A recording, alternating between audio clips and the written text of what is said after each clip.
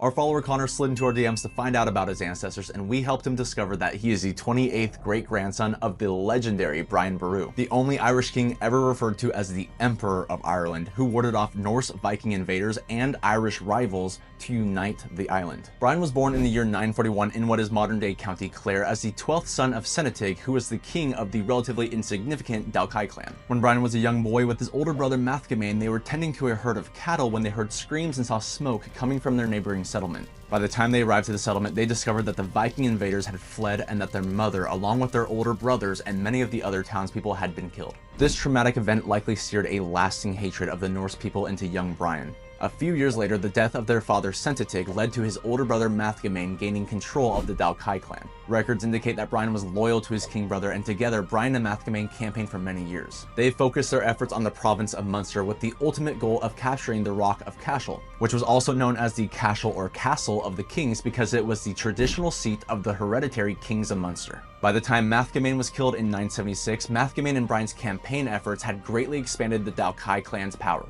Brian would succeed his brother as the King of Munster with the ultimate goal of eradicating any Viking presence left in Ireland. Over the next 26 years, with the goal of unifying Ireland underneath his crown, Brian would successfully battle the rival kings of Ireland, ultimately doing what no one thought would be possible, becoming the High King of Ireland. In a record written by one of Brian's scribes that Brian himself signed, the scribe called Brian the Emperor of Ireland.